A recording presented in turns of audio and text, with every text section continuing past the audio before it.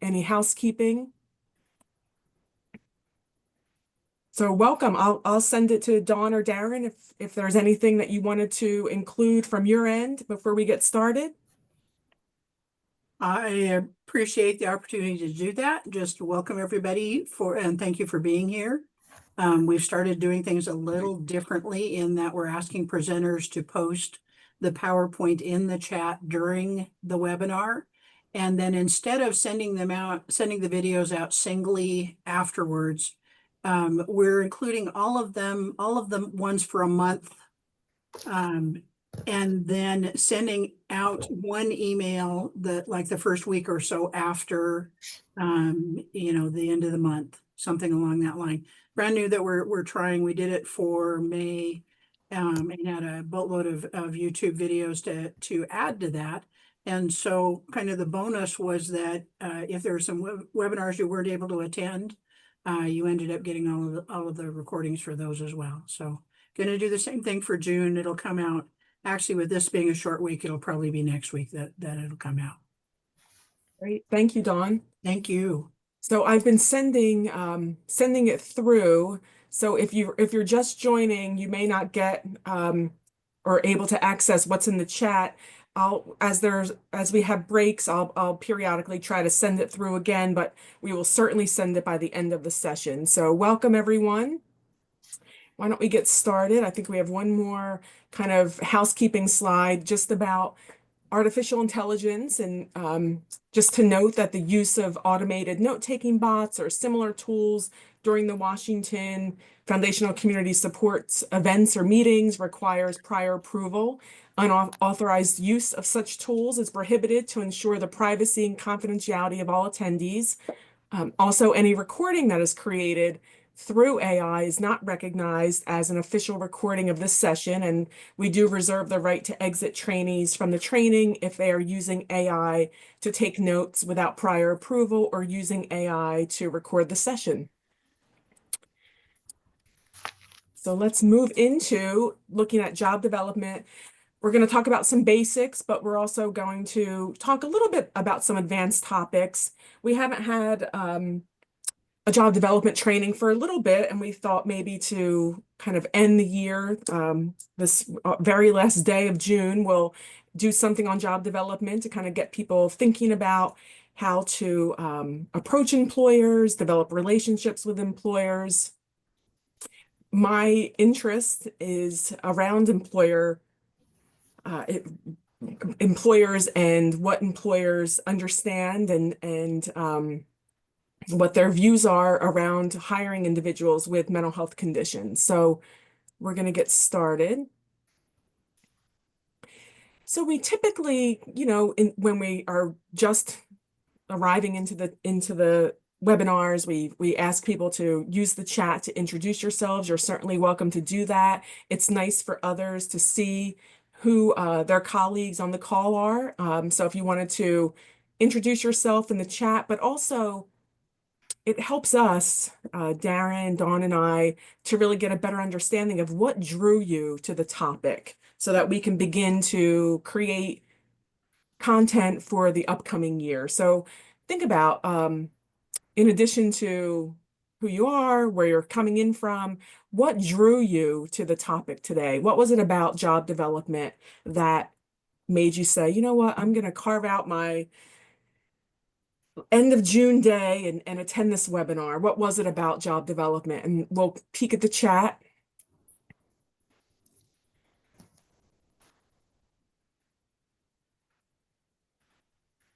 Hi, Chloe, nice to see you. And again, think about what was it about the topic that drew you in? What was it about job development that seemed interesting or appealing to you? And you can unmute your mic if that works best. Okay, so I'm seeing people looking to increase my skills on introducing clients and securing employment for them. Wanted to see if there's any new and exciting information. Always important to the job, absolutely. I'm new to the position, looking for tips. So we have a range. It looks like we have some people who are familiar with job development and some of the basics, and then people who are looking to learn a little bit more and maybe just entering into their positions. Right here, I'm always looking to improve myself, knowledge, skills, and networking. I'm wanting to improve my skills in advocating for the people I serve. I'm newer to the employment team and would like to learn more about job development. Great, thank you. So why don't we get started talking about job development?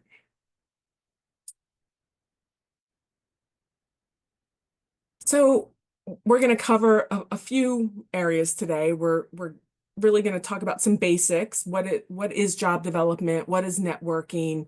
We're going to also talk about the importance of introducing yourself and your employment services in a business-like and professional manner. We've covered elevator speeches in the past, but it's such a critical component to the introduction and developing that relationship with employers. So we're going to talk about that. And if we have time, we're going to practice. We're not going into breakout sessions, but I have some scenarios that will practice your job development skills, in a mock fashion. So let's get started. Any questions before we move on?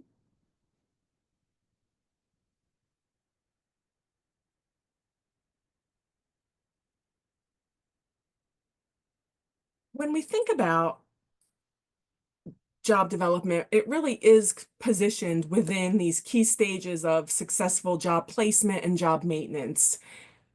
Involves these three areas that Boston University has kind of coined: choose, get, keep.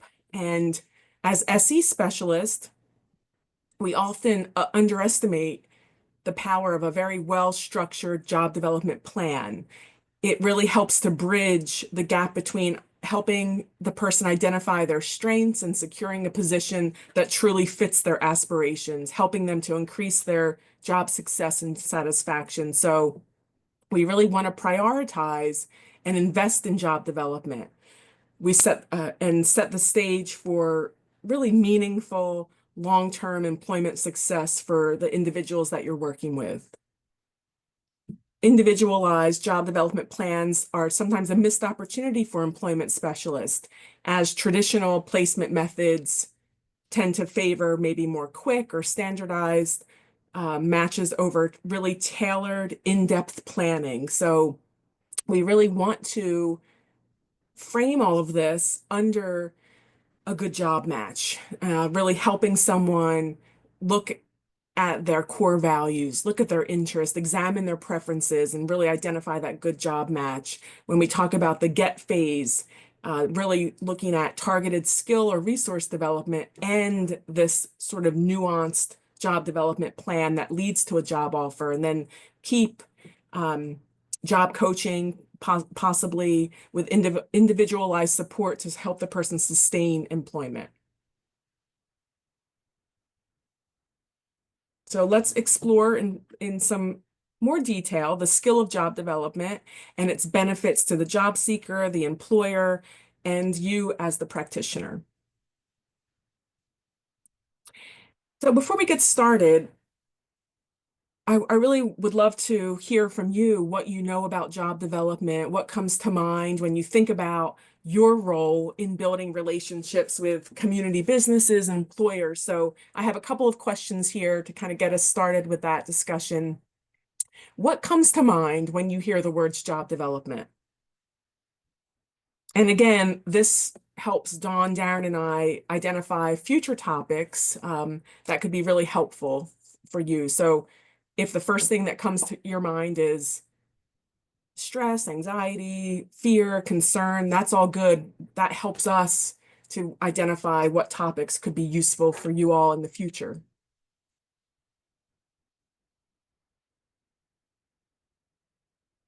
So networking with employers, yeah, absolutely. So that networking piece, Gail mentions it takes the time it takes to build relationships that might lead to multiple jobs. So relationship building. Someone wrote, one of my main concerns is the building and maintaining consistent employer relationships that leads to great opportunities for my client and myself. Polly emphasizes that 100% relationship. So when we talk about job development, we're really not talking about just looking on Indeed or monster.com or whatever, website. We're really talking about developing those relationships. This session addresses that supported employment principle of job development. And it really is a set of skills to develop and build relationships with the business community. It's a really critical component to effective employment services. Let's see, one more. Leanne writes, skills improvement, soft skills, relationships, motivational interviewing. Vanessa, creating opportunities, not just job openings, but seeing what finds the clients, what finds the client's needs and wants. Absolutely. So we're really looking at that relationship and maintaining that relationship through our job development skills. So this is just a quick kind of definition of what you all just mentioned in the chat. Really, it's about initiating and maintaining ongoing personal relationships with a variety of businesses and industry representatives. Really about assessing the employer's needs and identifying employment opportunities that match job seekers' interests, skills, and preferences. Employment specialists develop relationships with employers through ongoing and multiple contacts. Each contact is planned and it's intended to introduce your employment service, gain a better understanding of the employer's needs, maybe explore the work culture a little bit and assess that, and ultimately make that good job match between the job seeker and the employer.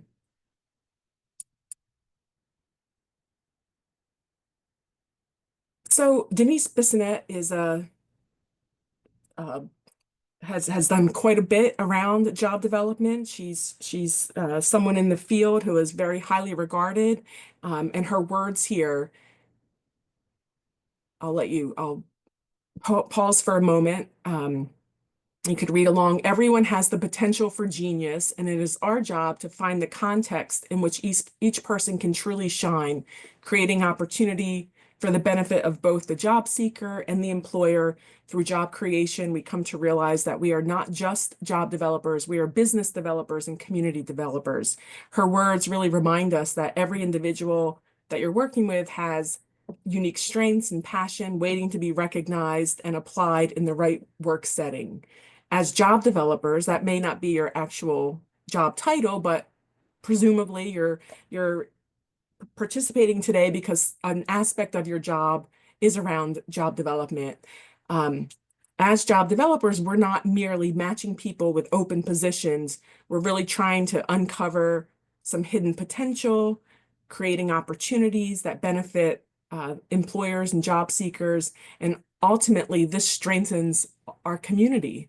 When we embrace this perspective, it really does elevate our work from routine job placement to this meaningful collaboration and growth for job seekers and our community. So today we'll be looking at job development as practitioners contacting and building relationships with employers on behalf of a job seeker. I also want you to be mindful that this support, going out and meeting with employers on behalf of the job seeker, may not be one that the job seeker wants or needs. So it's really important to assess this with the job seeker to really understand their preferences prior to job developing on their behalf. And always remember to get permission from the job seeker before talking to employers on their behalf. So whatever is in place in your agency, always be mindful that it's the person's choice, and we certainly want to adhere to that person's choice.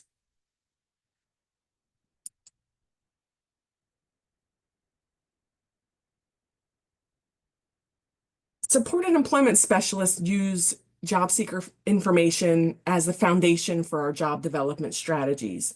After assessing each individual's unique strengths and interests and career goals, then we can craft tailored job development plans that guide the job search for our engagement with employers. Employers whose needs will hopefully align with the job seeker's career profile. Supported employment providers oftentimes may struggle to adopt this approach because a traditional approach may have been used for some time, but we really want today to reinforce that importance of really using the career profile, using all of those unique skills and interests to help guide that job development plan. Any questions so far? Any thoughts?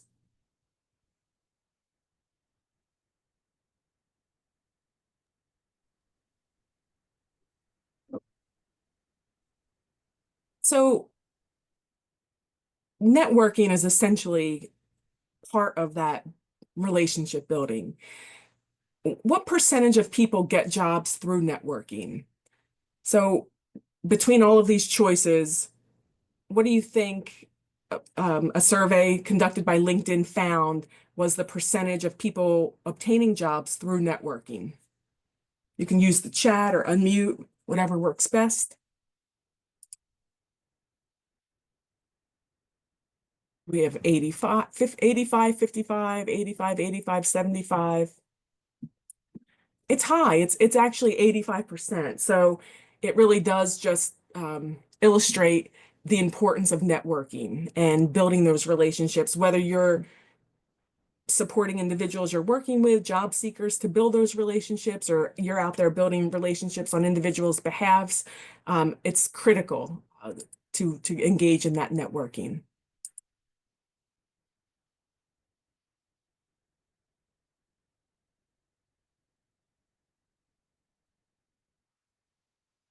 So we talked a lot about the benefits to you as practitioners to be part of this relationship building.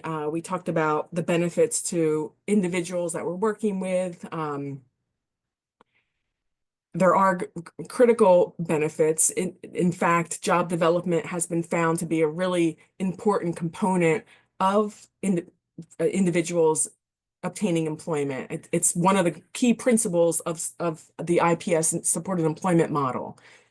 But what do you think are other benefits of building relationships with employers? What are some examples that you have of that relationship building and some of the important relationships that have developed from that?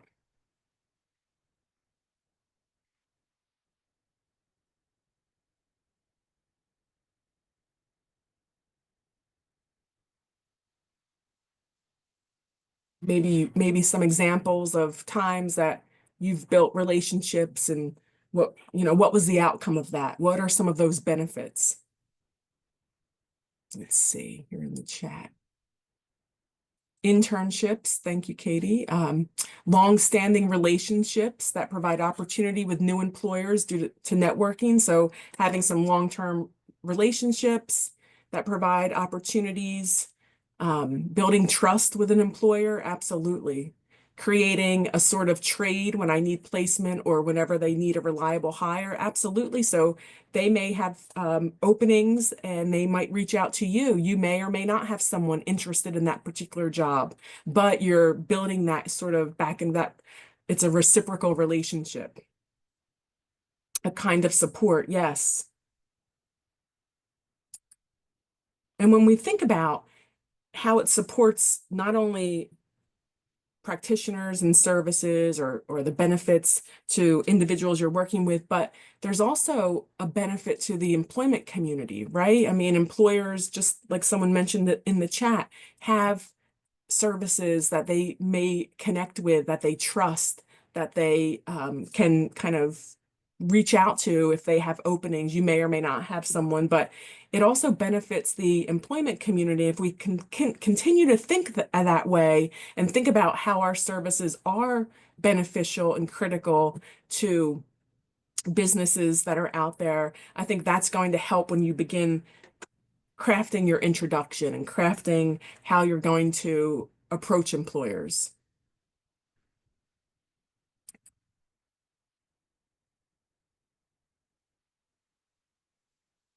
So when we think about building our employer network, job development is usually a task or one of the tasks that practitioners in employment services express most discomfort performing.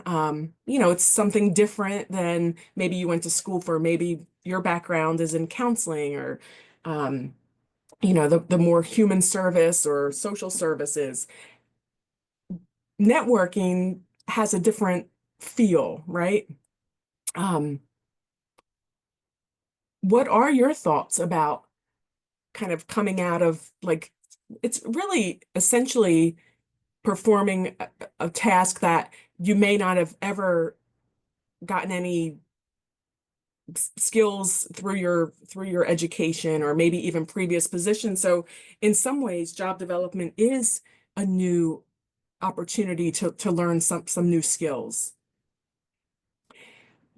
Some individuals are very natural job developers. They maybe love meeting new people or talking about what they do, setting up interviews. However, many practitioners that I've worked with might start out job developing with some fear and trepidation, and it does take ongoing practice, some courage, before developing that confidence. It can also be a very fun part and satisfying piece of our jobs. So we're going to talk about each of these and some to in greater detail in some of these areas that are here on the screen in less detail for today, just because of the time constraints. But let me see here. Someone just wrote, be authentically curious about what they do and the hiring barriers they face. Someone else wrote, I really enjoy job development. The networking aspect is fun for me and it doesn't feel awkward because it's a win-win setup. Our participants get an in with a job they love and the employer gets an amazing employee that they might have missed out on the resume stack. Absolutely. So we're going to talk about these skills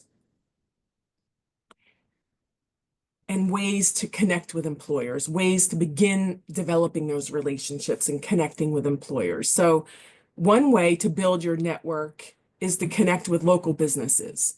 You can find employers through your Rotary clubs, chambers of commerce, maybe different human resource professional groups, such as the Society for Human Resource Management, other local business organizations. What are some ways in your community to build relationships with local employers? Many of these uh, um, clubs and associations I mentioned offer networking opportunities or networking events. Um, what are some ways in your community to build relationships with local employers?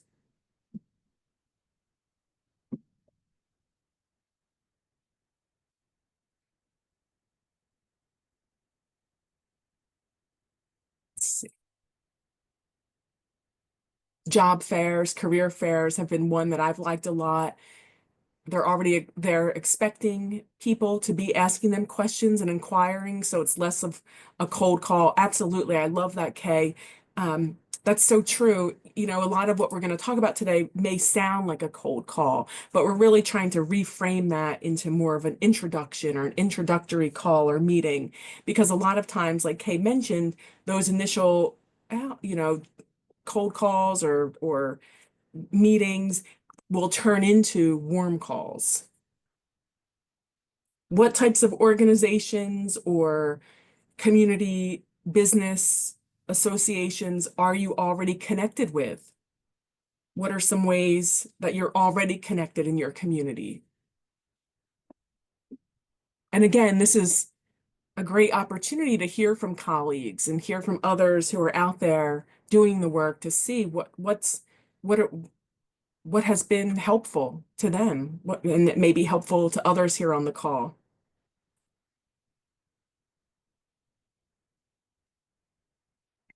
Let's see. Allison wrote, go to the info sessions for the union trade apprenticeships. Yes, they can give you guidance on helping your participant network with partners or contractors that want to sponsor them. That's a great idea. So again, that may be a cold call or introduction, but you're going in and then presumably you're getting some information and contacts and email addresses and other information that could support some additional follow-up. Sometimes some of the best opportunities might be a local coffee shop or another local establishment that, that you might frequent a lot.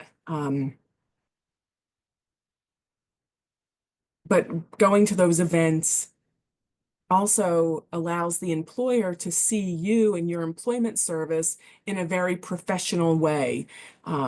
They see you as part of their network, not necessarily, outside of their network. And in human services or social services, they see you as part of the business community. And that's really what you want. You want to be viewed as a business in the community. Someone wrote, I love going to local businesses. They're eager and they're more eager and able to assist and are always looking to support the community. Yes. So kind of coming at it that, this is a community initiative, right? This helps the community in general. Kay mentioned I talked with a gal from another agency that does supported employment who mentioned she would do all her shopping at a single Safeway. She was trying to get someone placed at, and it finally paid off after months of checking in and being seen there. Yes. Um, Setting a recall date and going back so they start to get to know you. Vanessa, that is such a key piece of information that we're going to talk about a little bit later. But yes, they need to see that you're um, continue to see you and hear from you. You're developing that relationship. They begin to know you, just like you mentioned. So setting a recall date, whether it's, a manual, pen and paper, job development log that you identify, when would be a time to go back, or you could ask the employer or business owner when you're there, when, what would be a good time for me to reconnect with you, and put that on your list and try to really make that effort um, to go back, even if it's just to say hello, or maybe, I don't know, maybe you have some bit of information that could be helpful for them. Maybe they mentioned how difficult in that neighborhood or that area it is to find part-time workers, and maybe you have some, information that would be helpful for them. I utilize our local work source. They have many job skill building classes like resume clinic or interviewing techniques, in addition to all of the many other resources. Yes, absolutely.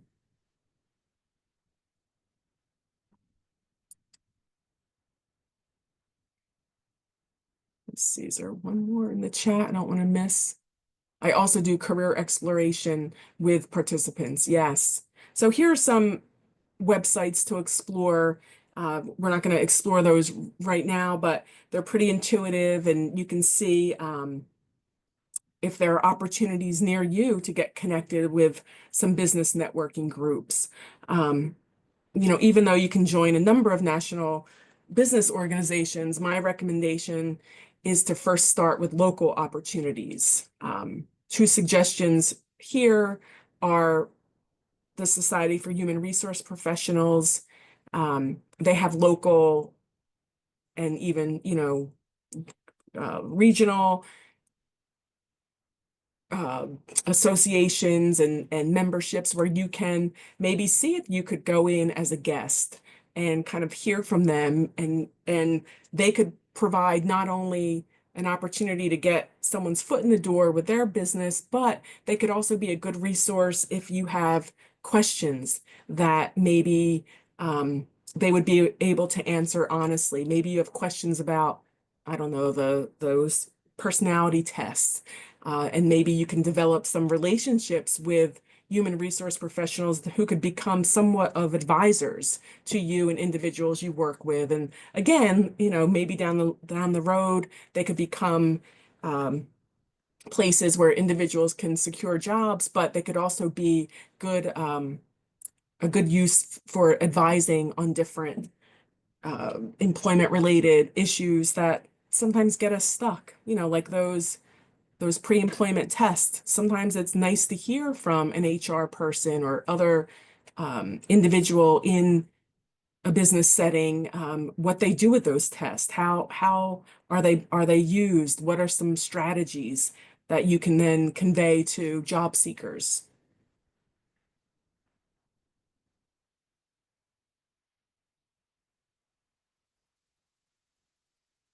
The U.S. Chamber of Commerce is another good place to start connecting with employers in your local area.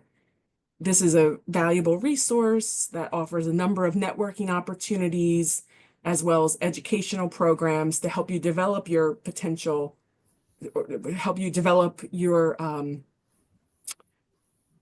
relationships with potential employers and other businesses. And they may also offer certain events that are open to members, and maybe your organization already has a membership with the Chamber of Commerce. Or maybe if you have a budget with associated with your service, maybe using that to become a member could be useful. I know that I was a member of the local Chamber of Commerce when I was a job developer a while back, and they had breakfast meetings, and it was such a great opportunity to meet with people and kind of talk a little bit about what you do, but more importantly, they became a source of like those initial introductions, and then you'd get their contact information, and then when you called them back, you could say, oh yeah, we met at the breakfast meeting at such and such place last month. So it really is a good opportunity to connect with people. And then the US Bureau of Labor Statistics, they have different states labor market contacts, and this link here can kind of get you to those contacts, and they have lots of good information about different trends and different projections that are happening in your local area.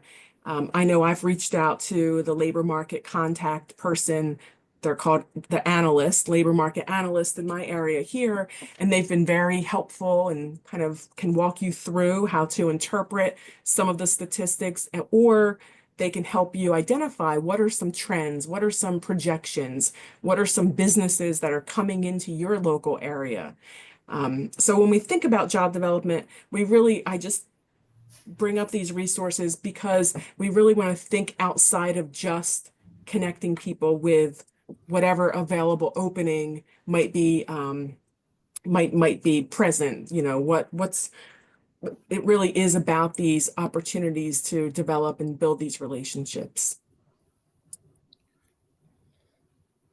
So looking the part, I mean, this is self-explanatory. I'm not going to spend a lot of time on it, but it's not only looking the part, you're, looking businesslike and professional, but it's also carrying, whatever notepad, or keeping that your list of employers that you're reaching out to, your contact list, updated and current, having business cards and marketing materials that are very professional and businesslike, having marketing materials that are very more aligned with the business part of things. So maybe not having marketing materials or business cards that use human service jargon or behavioral health language. Even you presenting the job seeker, maybe using terms like job applicant, candidate, instead of like consumer or client. So just making sure that you're not just appearance wise looking the part, but you're also speaking the language of the business community. So if we think about, making sure that we're using the term applicant I have, job applicants interested in this job, or, what do candidates look for instead of consumer or client? What are some other examples of human service jargon or speech that we might use that would be not acceptable, or an employer might not think of you in that business-like way? You can unmute. Vanessa, did you want to unmute? No, Oh, sorry. participant, yes. So maybe participant isn't maybe something that a business owner or hiring manager would understand, but they certainly would understand applicant or job candidate. Yep, staying away from the terms client or consumer. Maybe even staying away from the terms support, maybe ongoing employee assistance or something, just thinking about as you're creating cards, or as you're creating marketing materials, or even your introduction and pitch, staying away from that more human service jargon.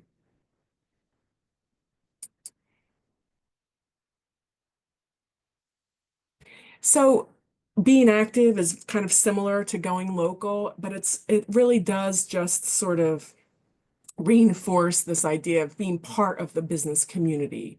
Um, some people may or may not have opportunities to volunteer your time to local businesses or associations, but if you can think about times that maybe taking on roles within companies, like, I don't know, maybe they have a diversity, inclusion, and equity department, or uh, you know, uh, committee, maybe in your role as someone working in behavioral health or um,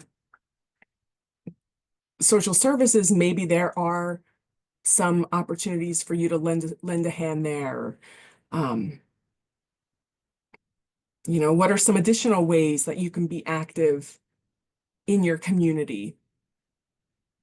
I know, again, like this very, certainly you need to be mindful of your time and whether or not it's something that you're able to do. But I had a colleague who used to go to her children's soccer games or baseball games, and every Monday she'd come back with like two or three job leads, because she was kind of always thinking along those lines of being a job developer. Again, we want to have balance between work and life, so I'm not suggesting that, but if you think about ways that you would also feel, you know, that it would be not a big heavy lift to volunteer for an event.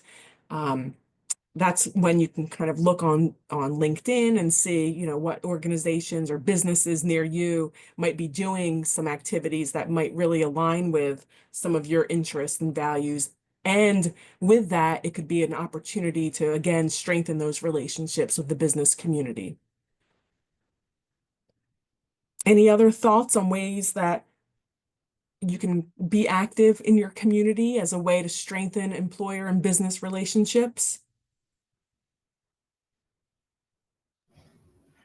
When I went into my chamber of commerce, um, I live in a small town in Camas, Washington.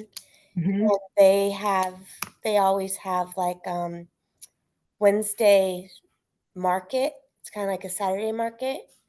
And those are really helpful just to go around to the people that are Hmm. selling their things and just Yes, seeing what they do. absolutely. And they usually And need help. Some yeah, yes.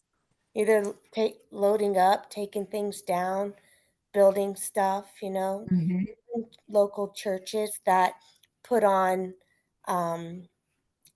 like maybe Christmas parades or Yes, things like that could be helpful. absolutely. That's great examples, Vanessa. And again, as you know, if it's something that you're already planning to do, or they align with your interest, certainly you don't want to be working 24 hours a day. But I think those are great examples of just kind of always having, always being aware of opportunities to build those connections. Someone wrote in the chat, volunteering with local groups or attending business meetings. Oh, look, someone else lives in Camas also. Um, Someone asked, are there any examples or templates available that I could look at for marketing materials? I don't have any materials like that right now, but I want to make something and not sure how it should be formatted. That's a great, Dawn and Darren, that might be a great topic for a future job developer. We have another call that is monthly, and it used to be called the Job Developers Call. Now it's Innovations in Career Services, but we could certainly have something around that. But someone also mentioned ChatGPT will format marketing materials and career exploration form for you. So yeah, use ChatGPT. I will And say, John, too, that yes, there are there are a certain number of marketing materials in the library at the yes, ipsworks.org website. yep. And we also have some marketing materials available for purchase, some flyers and things along that line as well. And having once upon a time had money, Darren and I have some books and some of those materials, and I say Darren and I have some left. I don't know if Darren does, but we can surely hand them out to folks as well.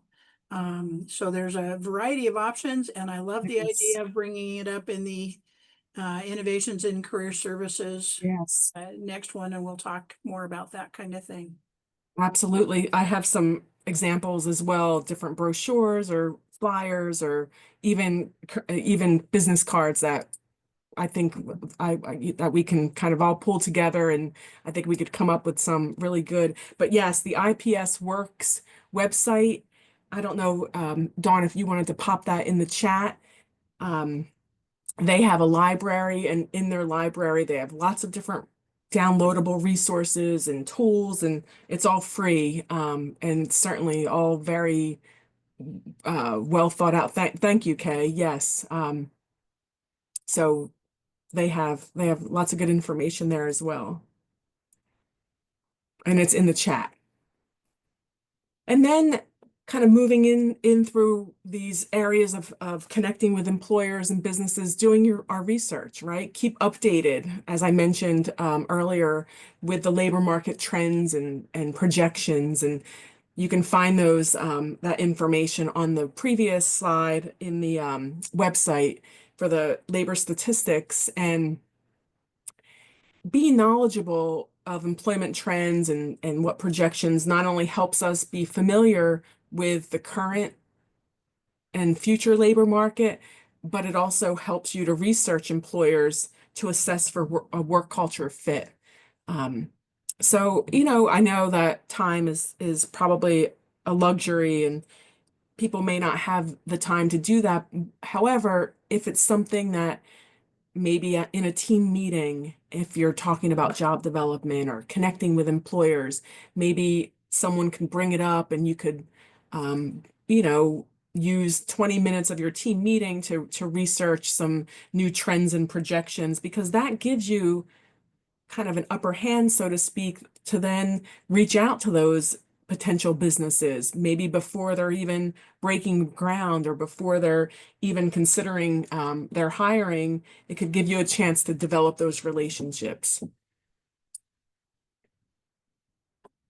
Again, some websites that you have in the handout.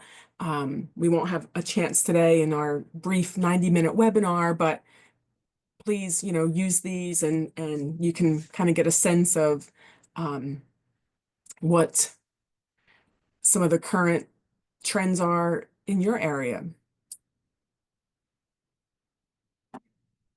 We also want to make sure that we are very familiar and we know the job seeker's goals so that we can make the job match and create that tailored job development plan. To find the best employment opportunities for the job seeker, you'll want to become really familiar with what their goals are, preferences, interests, values. I think I saw some people writing in the chat about the career exploration worksheets and some other tools that you use. But the Occupational Information Network. ONET is the tool that many people use to kind of help look at some interest assessments and tools, interest inventories, and so on. Job development is highly individualized, and really knowing individuals, kind of their career profile, all of these areas, skills, interests, abilities, goals, any physical or medical limitations that the person might have, really helps you target who you're going to reach out to, what employers you're going to meet with. So when you're thinking about your job development day, when you're thinking about, okay, who am I reaching out to? You really want to go back to maybe maintain a list of job seekers who are currently looking, and you kind of have some sort of way to organize it to know what their goals are. And then you can begin reaching out to those employers to make a good job match. And again, remember to clarify with the job seeker beforehand their preferences on how much information they would like you as the practitioner, job developer, to discuss with potential employers. But we always want to be targeting employers and businesses who have jobs that match the interests and goals of job seekers you're working with.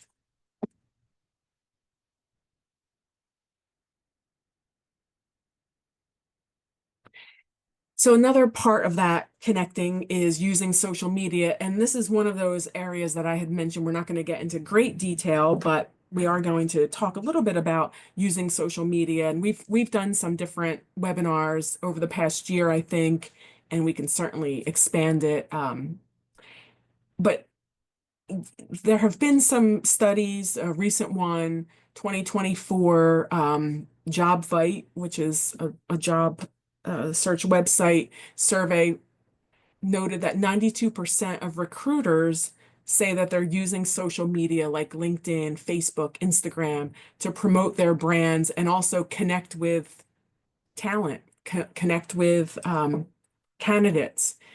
And job seekers are also turning to social media to find job opportunities. Another survey found that 57% of job seekers use social media to research potential employers, and about 35% of job seekers say that they have used social media to promote their own skills and experience. And as we're talking about using social media, you can think of it in a couple of ways. You can think of it as using social media to support the job seeker, help the job seekers that you're working with use social media to the best that they can to really, build their own brand, if you will, or their own, really emphasize their strengths and you know, uh, what they would like to use it for, but also using it as a job developer, using it in your role as employment specialist. Um, think about ways that you could use social media. This just highlights some of those social media trends, and this is a career builder survey with over 1,000 hiring managers and HR professionals, and about 70% use social networking sites to research job candidates, 57% of whom discovered content that caused them not to hire candidates. Almost 50% of respondents monitor current employees on social media, and about 34% found content that caused them to admonish or fire an employee. So this is just sort of here just to highlight how social media is used oftentimes as a screening tool by employers. So really working with job seekers and making sure that their social media is the best reflection of them. And think about your own social media profiles, or recall a time you might have reviewed with the job seeker their own profile, and think about what aspects of their profile might influence a hiring decision. So, it's always advisable to kind of maintain a clean and um, the CEO mentioned maintaining a clean and active digital identity and build strong professional relationships, and get familiar with the employers. So those are just some stats about social media, and many employers are using LinkedIn and recruiters to vet job candidates. So they are using this tool, and we as job developers really could benefit from kind of using LinkedIn or other social media in our job development. So ways that we can build relationships with employers. You can help job seekers create their own professional LinkedIn pages. We can follow companies as job developers, as employment specialists. We can sign in to LinkedIn. You type in a company's name, so a company that's large in your area, and then you could click to follow. For demonstration purposes, for these types of webinars, I follow some large businesses in my area. One large business is a local large hospital and healthcare center. So I follow them on LinkedIn, and I constantly hear what they're doing. And you get a chance to hear, Vanessa was mentioning a little earlier, you hear about the things that they might be doing in the community, the opportunities to maybe volunteer, to do a walk. Maybe they have something, scheduled that could be, like an event in the community that's, looking at whatever it might be, you know, charity type situation, but it gives you a chance to follow what they're doing, not only their social piece of what they're doing, but also what are they doing in terms of their hiring? Are they hiring? Maybe following people who are hiring decision makers in those organizations. And then there's other opportunities to use X or Twitter, Blue Sky. So again, following companies' managers. It's an opportunity to practice your introduction kind of virtually and learn about the company. So we're going to move into looking at the goal of each interaction. So when we talk about our interactions, we're really talking about our interactions with the employers. So is the goal of the interactions to introduce yourself and your employment services? And then here in the right hand column, I kind of have identified what you might want to have prepared for that. So maybe you want to have your elevator speech, which we're going to get to. Maybe you want to prepare your responses for tough questions that an employer might ask. And we're going to talk about that too. Are you going to gain a better understanding of the employer's needs? Maybe you've already made that initial contact. Maybe you've already introduced yourself and your employment services, and now you've been invited back, or you've had the opportunity to go back and gain a better understanding of what the employer's needs are. So maybe you want to have a list of questions, and I have some questions here that are just some examples that you might want to make sure that you're covering with the employer to gain a better understanding of what their needs are. Maybe you're going back to assess the work culture. And again, here are some questions to have prepared for that encounter. Maybe you're arranging the interview. Maybe you've gotten to the point where you have someone who is a good fit. Their goals match what the employer, what job leads the employers have, and you're kind of at the moment of arranging the interview. Then you want to have the job seeker's disclosure plan, or what their preferences are. How much information have they said that they would want you to provide to the employer. And then following up with the employer, someone mentioned that early on, key, you know, get the person's name. Why are you following up? You're going to be meeting with lots of different businesses, lots of different hiring managers, other people. What would be the reason for following up? Is it to gain a better understanding? Is it to check in to see if if any positions have become available. So you really want to think, when we think about the goal of each interaction with the employer, you really want to think about what your purpose for visiting that employer is. And you want to be able to kind of prepare for that. So this just is a little bit of a guide in helping you look at what the different interactions are and what the goal should be, and then what types of information you should have prepared. So an elevator speech is important when interacting with employers.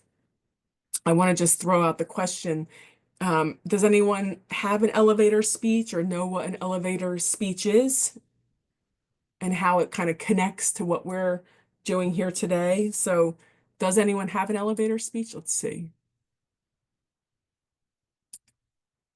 Kay has one, yes, great. Anyone know what an elevator speech is?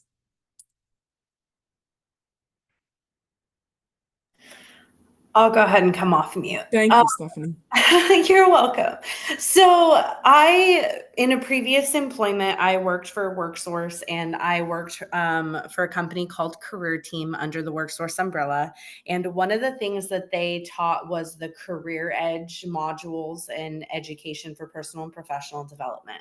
And one of the things that we heavily focused on, because I taught that curriculum to our clients, was the elevator speech. Okay. As I gained more knowledge in that position, I then moved into working with businesses. And then I had to come up with an elevator speech with all of the programs that we had at WorkSource in order to communicate with businesses how WorkSource could help with them. In my position now, I work with service alternatives, and my elevator speech when I go into businesses is, "Hi, my name is Stephanie, and I'm a job developer with Service Alternatives." Service Alternatives is a company that partners with the Division of Vocational Rehabilitation and assists people with varying disabilities with their ability to find, obtain, and retain employment in the community. I'm here to talk to you today about position X, Y, and Z for my client. Great, short and sweet. So you kind of covered it. A span of an elevator ride, 20 to 30 seconds. I'm going to kind of present it as 4 components to the elevator speech, and we're going to talk about what those components might look like. I attended a training of quite some time ago with an entrepreneur here in our area, and she presented the elevator speech in this way, and it seems like a really good, smart way of kind of using up that 20 to 30 seconds. But thank you, Stephanie. That's great. Has having an elevator speech been helpful, kind of having that in your back pocket to really be able to rely on and draw on when you are meeting with a new employer? Was that question directed to me? Yes, yes. Yeah, honestly, I have social anxiety. So walking into somewhere and like, oh crap, what am I supposed to say is like one of the biggest things that I struggle with. So having heavily practiced an elevator speech for so many years now in workforce development, it is amazing to be able to just walk in somewhere and pull something out of my back pocket and be like, here you go. Here's why I'm here today. And you just did that today beautifully with all of us. Like, we kind of know now what you do in just like a 20-second overview. And it wasn't, you kind of got to all of the pieces of it. And I think everyone, and there's someone on the call here that said, "I never do that. That sounds great." So Hi, I Joni. think, yes. This is Dawn. Hey, I have Dawn. another thought too. It was interesting to me that one of the employment specialists I supervised once upon a time talked about the fact, and you mentioned earlier, business cards, and maybe avoid having a social service kind of a flavor to them and that kind of thing. Sometimes it's also important to consider that in your elevator speech. Yes. The Yes. gentleman that I supervised said, if the employer gets to know you and then somebody on your caseload says, "I don't want you to reveal to them that I have Yes. a disability," you Hmm. potentially have already outed them Yes. I with your think I elevator was, speech. yes. Yep. I And, was going to and mention that. well, Yes. and then I should let you do that. No, no, no, no, please. Uh, I love to hear the stories. well, and so, and much as you went to some training, I've been to boatloads of trainings over the Yeah. years too, and I continue to learn all the time. University of Washington Center for Continuing Ed in Rehab had suggested something that didn't use social service speak Yes. as an elevator Yes. speech. So, hi, my name is Dawn. I'm an employment consultant. I work with a wide range of individuals, lots of different skills and abilities. I'm here today to learn what it is that you need in an employee. What would make a person an outstanding candidate for you? I love That's it. very often my elevator speech. So you can tell Yep. it's a lot more generic deliberately. Yes. Yes. I That's think you're not to say right. the other way is wrong, because I've seen people do either one and have them work out either way. Just something to consider. Absolutely. I think that's a great, I'm glad you brought it up now before we move into it. Yes, you want to make sure your elevator speech is generic enough that if someone you're working with doesn't want you to disclose that they have a disability, or they're working with a behavioral health organization, or they're working with, uh, a social service agency, you want to be able to craft it in a way that gets your foot in the door. I mean, the key is really to have this be a door opener. And we know that employers have stigmatizing views around hiring people with disabilities, and particularly people with mental health conditions. And I just did a research study that looked at that and looked at callbacks based on cover letters that disclosed the presence of a mental health condition, the presence of a physical disability or no disability, and individuals who disclose the presence of a physical disability or a mental health condition were significantly less likely to be called back. Um, so it is something we need to, and that sort of goes along with lots of the research that employers are reluctant to hire people.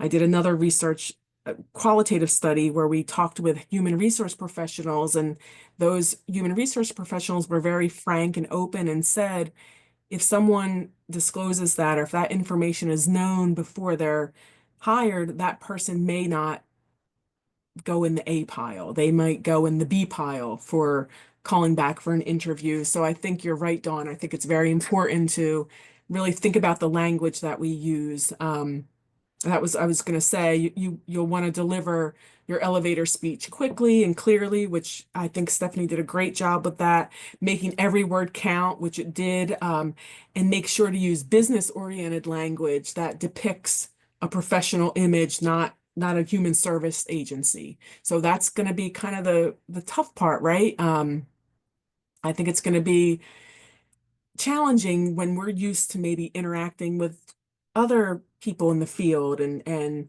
other people need to know where we're from, but the business community is very different, and it could impact maybe not that particular person, but like Dawn said, anyone that you reach out to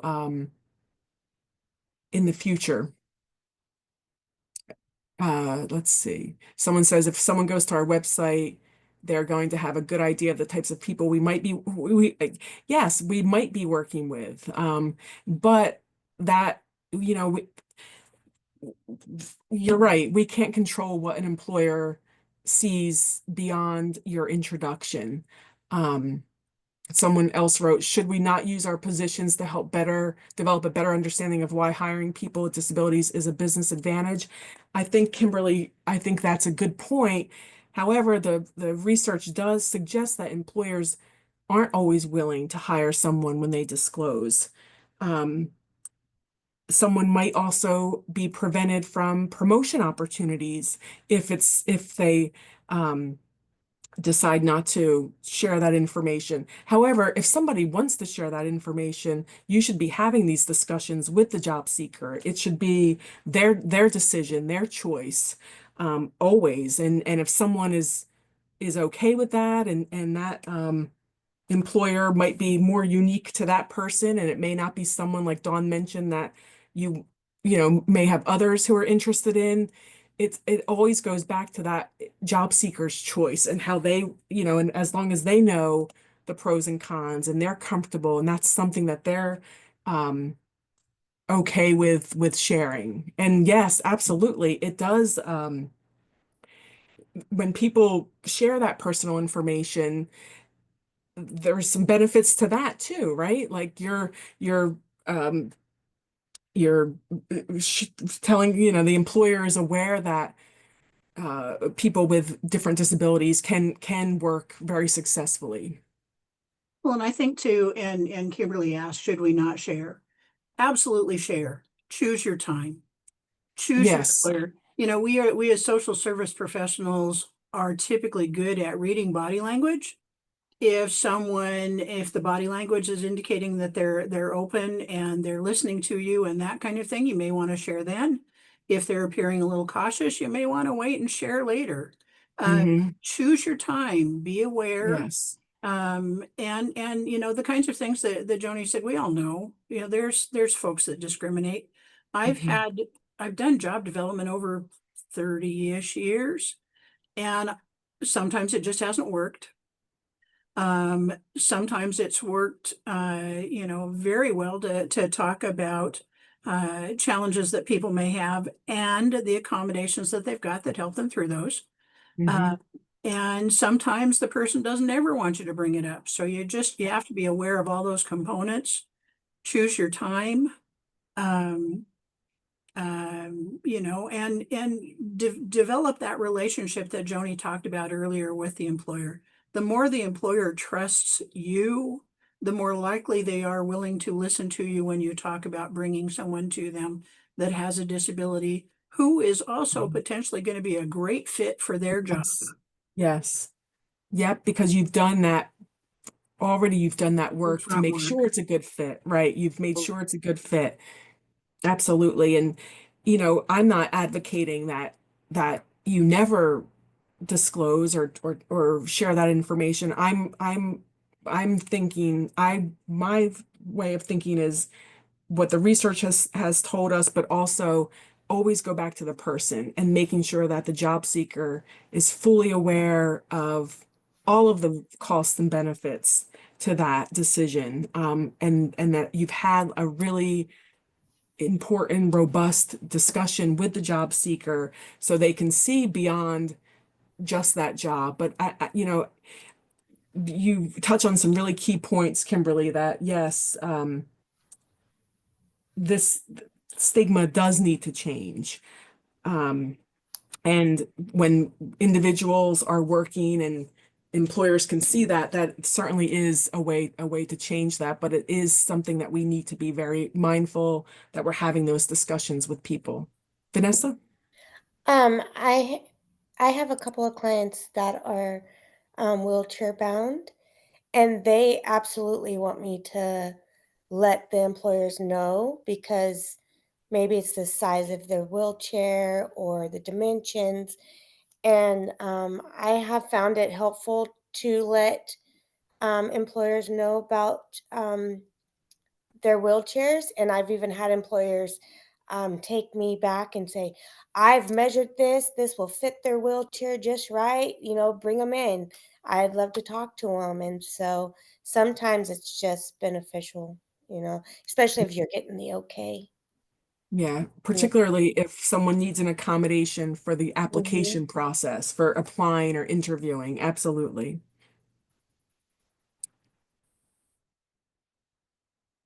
So here are some key points of an elevator, like the ingredients, if you will, of an elevator speech. You want to introduce yourself, your name and your organization. So this is where it kind of gets a little unique, where you're really trying to identify what a problem or concern the employer might have. And then you're following it up with how your service or you might help that employer solve the problem. And then you're offering a benefit to an employer. So I might say something like, "Hello, my name is Joni Dolce. I'm with IEI Employment Services. I know finding reliable employees can be time consuming and expensive for businesses. IEI Employment Services helps employers with finding qualified job applicants. We take the time to speak with employers to identify their needs so that we can make a good job match with you and the job candidate. And that can save you time and money in the recruitment process." So you're kind of wanting to pique their interest and help them understand how you can be beneficial to them. What are some of the ways that you can help them? So thoughts on that? Was it within the 20 to 30-second time frame? It was brilliant. Absolutely brilliant. It does it more importantly, does it sound like something that, because we're going to work on it together, does it sound like something that as a group you feel you can craft your own something similar and that it would be helpful? I'd love to, come back and have people use it, and then we can follow up with it. Let's see.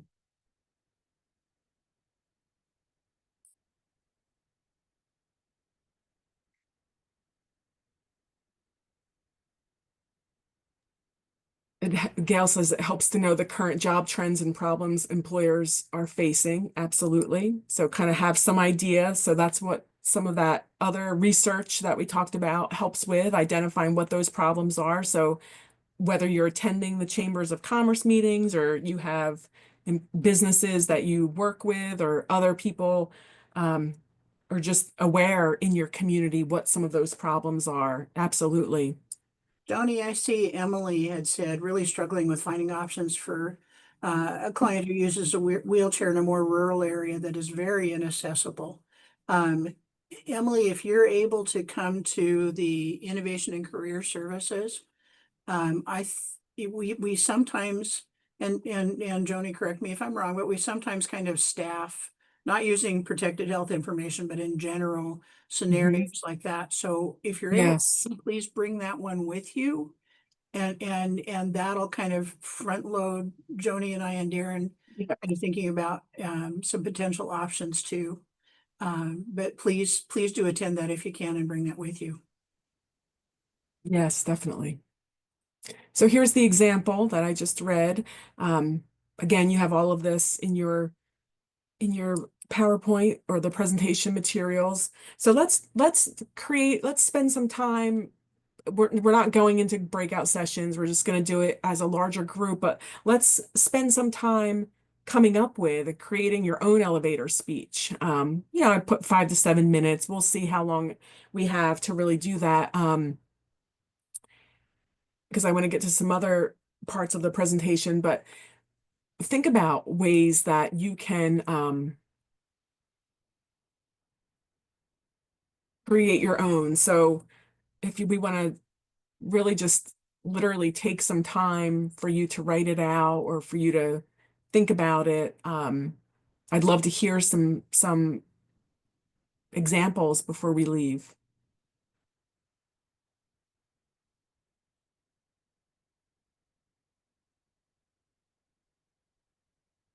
So we'll resume in about, let's say it's 3:15, so maybe we'll spend maybe a little less than 5 minutes, maybe 3 minutes. Around 3:18, we'll come back and talk about what you might have created.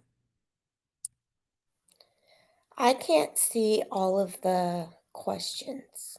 Oh, are others having a problem seeing the questions? Dawn, is it visible? It is to me, but I know Let's that see. sometimes that doesn't matter. It ends up Let being me sometimes see. hard for some individuals. Yeah, let me Could we read them? yes. Is this a better slide, Vanessa? Can you see Um, this? I it cuts off by the second one for me. Okay. Okay. So we'll read them. Yes. So the first is introduce yourself, name, organization, identify a problem or concern that the employer has, describe how you can help the employer solve this problem, and then offer a benefit to the employer.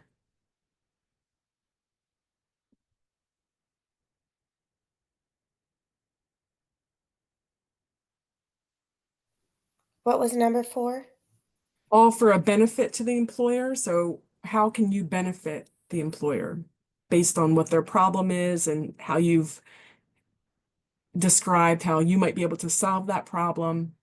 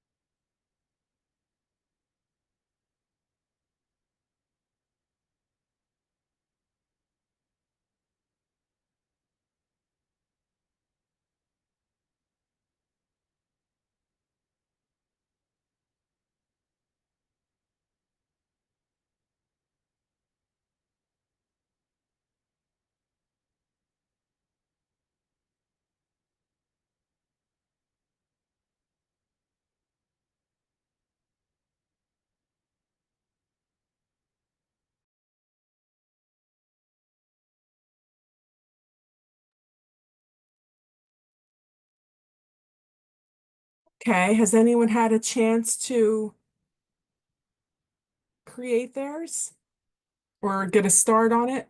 Who would be willing to share? Whether verbally, you can unmute or pop it in the chat.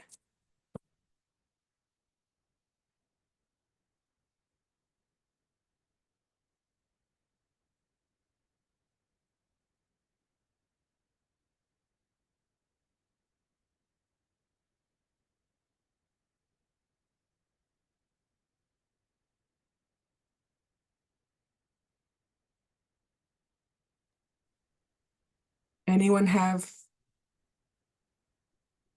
Joni, would like some while folks are feedback? Yeah. thinking of what they want to say, I have to say I typically am not great at number 3. And so I thank you for bringing that up. Yeah. And I would wonder about, can you get on an agency's website maybe and do a little research before you go in with that? Maybe help us to figure out what might be a specific problem that they have. Yeah. Or, yeah, I like what you had to say a whole lot. It is difficult, especially with the workforce shortages that we've got for employers to Mhm. find folks. And I think that's a good generic kind of thing. I thought what you Mm. said was really brilliant. But I wonder what other ideas, maybe do you have as far as what kinds of problems might we be solving for them? Do you know what I'm Well, I saying? think, yes, yep. I think some problems are around the staffing and um, not being able to find employees who are reliable, employees who are dependable, employees who, who are going to want to stay with the job, right? Like, a lot of times employers complain that people show up and leave after a very short period of time. Yeah, Um, and Dawn, like you mentioned, it could be looking at the employer's website, maybe in your travels and in your kind of assessing the employment setting, maybe you're familiar with that employer. Maybe yep, it is one of the grocery stores and you go back periodically and you see so many different people. yeah, Maybe maintaining a regular workforce or people who uh, you can get a sense as you're kind of exploring and assessing some of the businesses, what some of the problems might be. mhm, But it usually is about recruitment.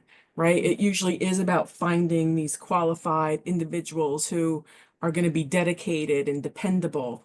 Um, those are the generic ones, but in terms of finding out more specifically, I think that just observing what's happening in your area, That makes perfect sense. you Well, and know, I would people. say, so when I've gone out and done job development training with folks and we go and practice with each other, I, I can't count the number of times the employer's response is somebody that shows up.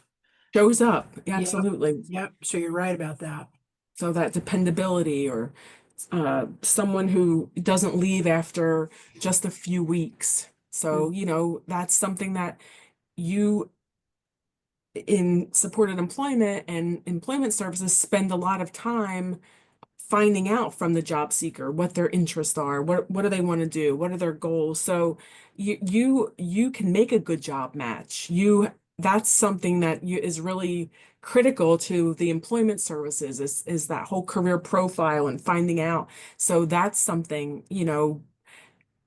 certainly can't guarantee, but you can safely say that you've worked with the job candidate, and can ensure that to the best of your ability that it's going to be a good match. Mhm. This is Katie. Hi, Katie. Hi. I was going to say, I think it's important, when you do have somebody that's receiving kind of those on-site retention, or even that you're going to be a continual resource to the individual to supplement what they learn through the employer Hmm. for training, and to um, so be a resource. Yeah. Yep. Be a resource, supplement some training. Vanessa has one. Do you mind if I read it out loud, Vanessa? You wrote it in the chat to everyone. Sure. Hi, I'm Vanessa. I'm a job coach. I help connect employers with reliable people who are ready to work. I stay involved to make sure it's a good fit for both sides. Love it. Short and sweet. Nice. Very nice. Vanessa, how do you feel now? Like, what are your thoughts about having kind of a sample and a framework now going out meeting with employers? Yeah, I was always advocating for the client to get the job to um and now I feel like I need to switch it up and kind of see what the job has in store for the client, and see what the business wants, so I Hmm. can fit it right. Because Yeah, before I was just kind of one-sided, just all about my client and their needs, but I have to look at both sides, I think. absolutely. Great. Anybody else before we move on?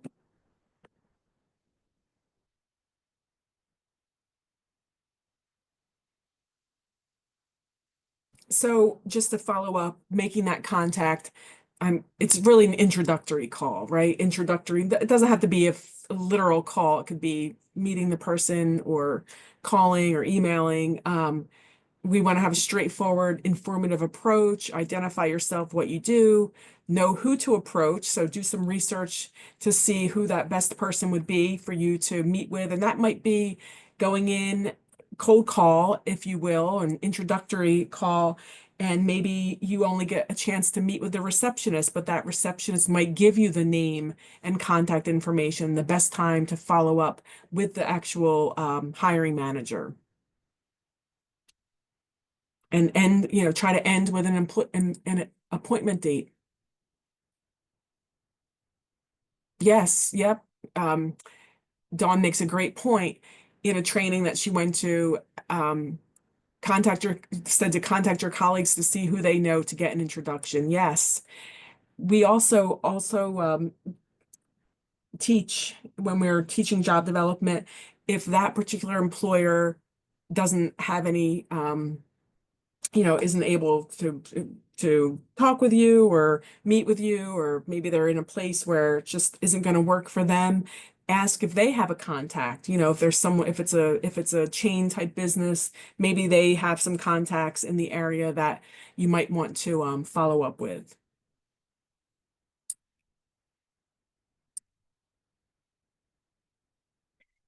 So we're also going to talk about some tough questions that you might get from employers. I'm going to just share some of the tough questions that I've gotten when, as a job developer, or when I've been out working with providers training on job development. You might get a question like, I'm sorry, but we're not hiring at this time. The hiring manager isn't available to speak with you. Why is there no fee for your services? Why are you here instead of the job seeker? I've had bad experiences with services like yours. So I suspected we wouldn't get to a lot of this. So I did add sort of this cheat sheet, if you will, for some of those questions. So if these are just suggestions, but a lot of times as a job developer, getting kind of hit with some of these tough questions, it was difficult in the moment to think, how would I respond? So you could, if the manager is not, says they're not hiring. So remember, we're not going in asking if they're hiring. We're going in, none of our elevator speeches said anything about, are you hiring? We're going in to develop those relationships. So you might explain to the receptionist or whoever is telling you that the manager says they're not hiring, or if the manager says that, you could say something like, well, I'm not here to solicit job leads, but I'm really here to introduce myself and our services to you. You can also highlight that you're also there to seek a better understanding of what you look for in candidates, and the strength of your organization and service is that you really gather this information about the employer's needs so that you can make a good job match. You would welcome an opportunity to further discuss their needs and how you may assist. So you're kind of twisting the script a little bit. You're not going in there asking if they're hiring, but if they come to you and say, well, we're not hiring, we don't work with places like yours, you might be able to use some of these responses, explain that you're really not there to solicit job leads. It is more about learning more about the organization and how you might be able to assist. The hiring manager isn't available. Maybe thank the person and ask if you could have the name and contact information for the hiring manager. Also ask for that person's name, whether it's the receptionist, so that you can refer to them when you are reaching back out to the hiring manager. And the manager might say, well, why is there no fee for your services? That could be viewed as not necessarily always a positive, right? One option, you can say you maybe work under a grant that helps people in their career development and transition back to work. You want to try to stay away from disability or human service language. What if you're asked, why are you there instead of the job seeker, right? So as a job developer, you're making those relationships. Maybe you could say something along the lines of, part of my job duties include meeting with local businesses to get an idea of what they look for in candidates and what their needs are so that I can make a good job match. You might have other things that you want to say, but these are just kind of little cheat sheets to get you thinking about how you might respond to some of those tough questions in the moment. Maybe the manager says, oh, I've had bad experiences working with agencies like this.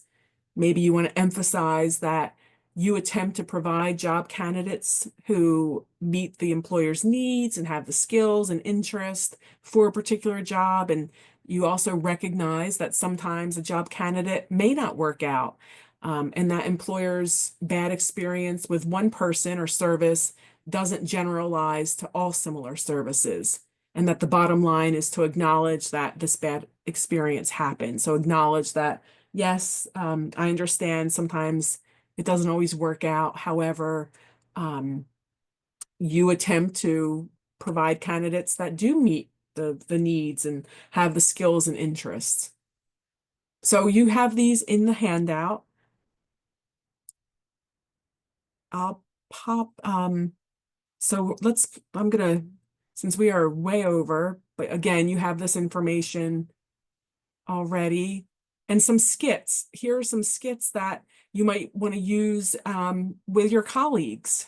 I have 4 skits here that are kind of just like a little scenario, and as part of a team building, or if you want to practice with colleagues, you can use these skits for that purpose. So thank you, and I'll put in the chat again the file for people who came in towards the end. So here is the presentation and my email address. I'll put here in the chat. Thank you, Joni, as always. I consistently learn things when I attend webinars that you do, and I appreciate that. It's proof positive you're never too old to learn. And I Thank you, Dawn. appreciate you a great deal for your knowledge and the way that you present. The seeking input from the group, I think, just makes a huge difference. And I think we have some good topics for the next year. You betcha. Yeah. Yeah.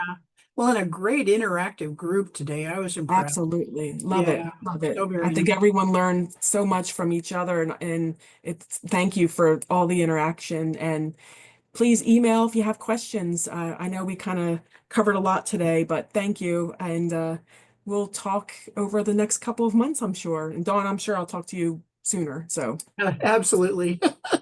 Thanks, John. bye. Yep, bye. Bye.